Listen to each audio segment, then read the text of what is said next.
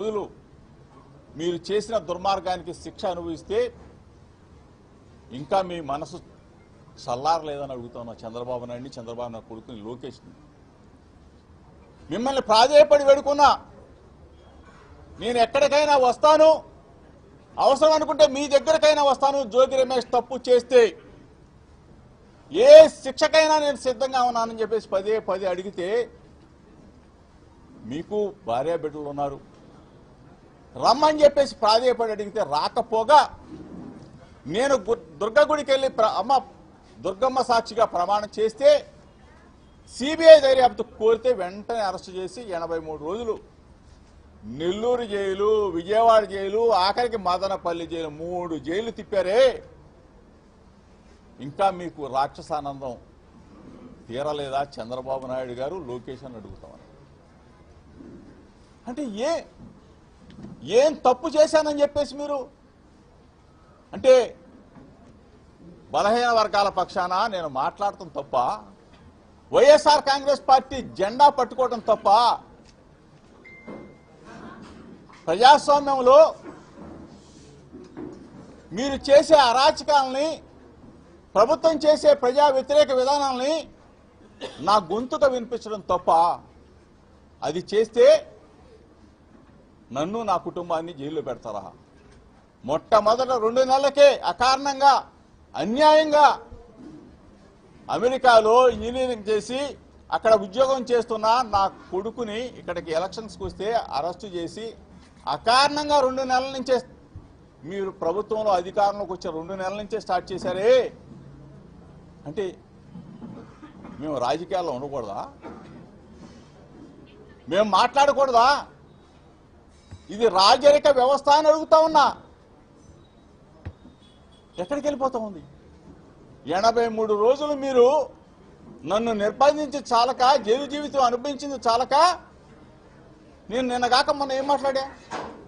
Media మిత్రులందరూ కూడా నేను మాట్లాడిన వీడియో క్లిప్పింగ్స్ అందరూ కూడా ప్లే చేయండి. నేను అనకూడని మాట్లాడమని అన్నానా చంద్రబాబు నాయుడు కానీ, లోకేష్ కానీ? నేనేం మాట్లాడా?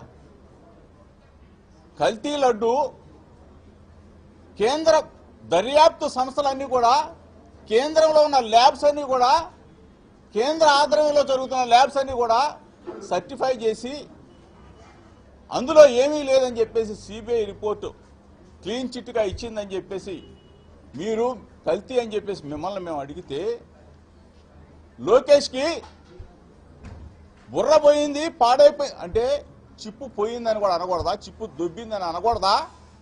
అంటే ప్రజాస్వామ్యంలో మీరైతే నరికేస్తాం, పొడి చేస్తాం, పాతరేస్తాం అని అసెంబ్లీ సాక్షిగా మీరు మా నాయకుడు జగన్మోహన్ రెడ్డి గారిని మాట్లాడితే తప్పు లేదు, కానీ అమ్మనాబూతులు మాట్లాడితే తప్పు లేదు, కానీ నేను మెదడు పోయిందా అంటే నా మీద అంటే పెట్రోల్ బాంబులు వేస్తారా?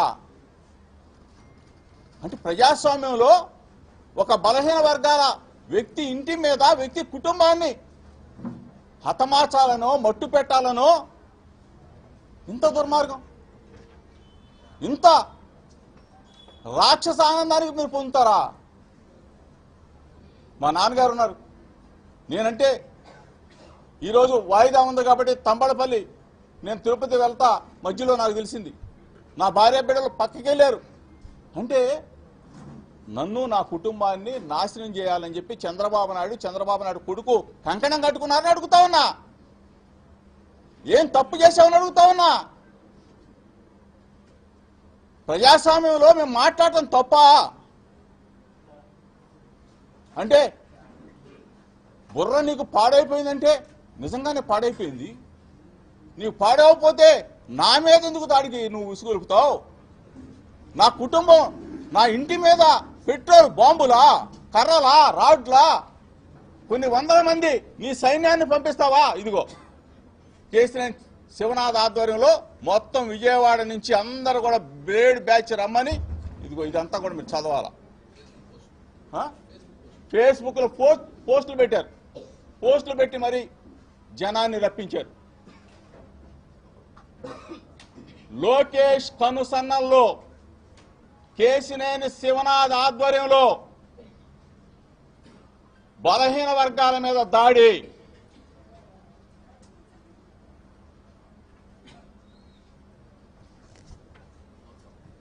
ఇదిగో వాట్సాప్.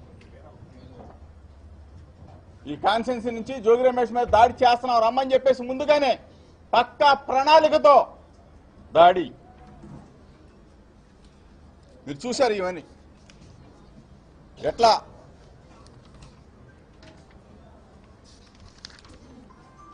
ఏ విధంగా బాటిల్స్ ఇసురుతా ఉన్నారో, పెట్రోల్ బాంబులు వేస్తా ఉన్నారో. ఈ సన్నివేశాలన్నీ కూడా మీరు చూడాలా. ఇదిగో విజయవాడ లీడరు, ఏమో లీడర్ గారంట, మరేమో ఆశా గారంట, ఏం ఆధ్వర్యం వహించింది మరి విజయవాడ పనిచేసేంటరా. ఈ అక్క చెల్లెళ్ళు వీళ్ళని కూడా తెచ్చేసారు పాపం అందరినీ. లేడ్ బ్యాచీలు అందరూ పిక్ పాకెటర్లు, ఒకడు కాదు ఇతరు కాదు, ఇతని నేతృత్వంలో వచ్చారు వీళ్ళంతా. మీకు ప్లే కూడా చేసి చూపిస్తాను ఏ విధంగా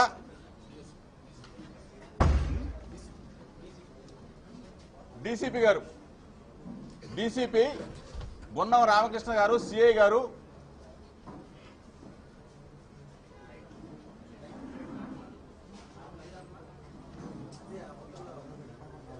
డీసీపీ గున్నం రామకృష్ణ గారు, సిఐ గారు తెలుగుదేశం పార్టీ లీడర్లతో ఏ విధంగా మంతనాలు ముందుగా జరుపుతా ఉన్నాడో ఈ సన్నివేశాలు ఒకసారి చూడండి మీరు అందరూ కూడా.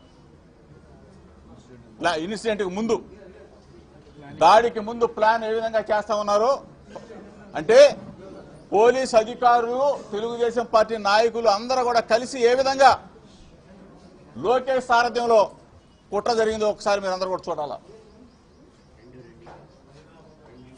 2 గంటలకు జరిగిన సన్నివేశం ఇదంతా. ప్లే చేయి, ప్లే చేయి, ఇంకోటి తీసి ఇంకోటి పెట్టు. ఇదిగో చూడండి పెట్రోల్ బాంబులు, అదిగో చూడండి అతను పెట్రోల్ సీసా మళ్ళీ పెట్టు. అదిగో పెట్రోల్ సీసా చూడండి, పెట్రోల్ సీసాలు చూడండి అంటే తీసుకొస్తున్నారు. మీరు చూడండి, మీడియా మిత్రులు అందరూ చూడాలి. ఇదిగోండి పోలీస్ చూడండి, అంటే ఎస్కార్ట్ ఇస్తున్నారు వీళ్ళు, వాళ్ళకి ఎస్కార్ట్.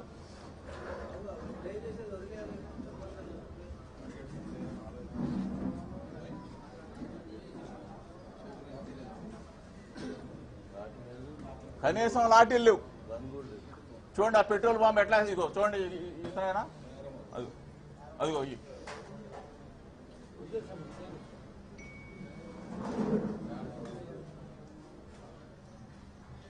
ఆ పెట్రోల్ బాంబులు వేసింది చెప్పి, పెట్రోల్ బాంబు వేసింది చెప్పి. ఇదిగో ఇతను చూడండి, ఇదిగో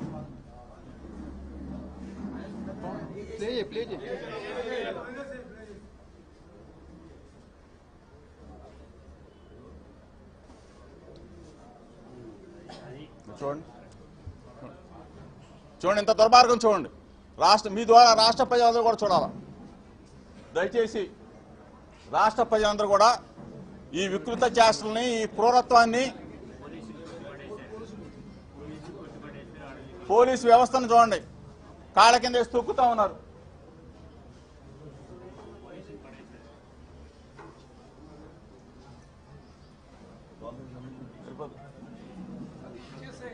ఆ సీసా వేసేది ఒకసారి చూపించు, ఆ సీసా వేసేది ఒకసారి చూపించు. ఇదిగో చూడండి,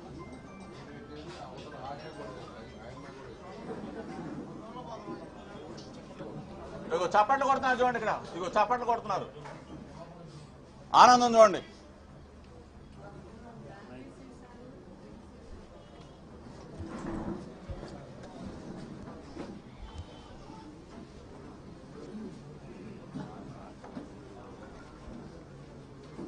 మీ సమక్షంలో చాలామంది మీడియా మిత్రులు ఏ విధంగా నా ఇంటి మీద దాడి చేశారు, ఏ విధంగా క్రూరంగా రాక్షసంగా ప్రవర్తించారో మీరందరూ కూడా చూశారు. ఈ విధంగా రాక్షసంగా క్రూరంగా ప్రవర్తించి మరలా అగైన్ నేను మాట్లాడిన మాటల మీద కేసు ఫైల్ చేశారు.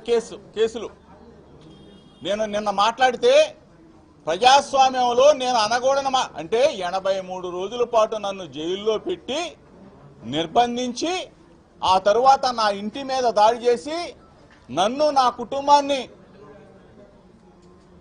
మట్టు పెట్టాలనో లేకపోతే భయపెట్టాలని చెప్పేసి చూసి మరలా అగైన్ తిరుపతిలో ఒక కేసు 2 కేసులు, మళ్ళీ ఇబ్రహీంపట్నంలో ఒక కేసు 2 కేసులు. అంటే నువ్వు కేసులు పెట్టి నన్ను జైలుకు పంపించి నన్ను దడిపించాలని చెప్పేసి మీరు చూడాలని చెప్పేసి అనుకుంటున్నారేమో. ఇందాక ఒక ట్వీటా ఇది చంద్రబాబు నాయుడు గారు ఇది మాట్లాడేది రాలేదా? జోగి రమేష్ ఇంటి మీద దాడి చేస్తే ఎవరినైనా క్షమించొద్దు లేకపోతే అరెస్ట్ డైరెక్ట్గా పోలీసుల సమక్షంలో తెలుగుదేశం పార్టీ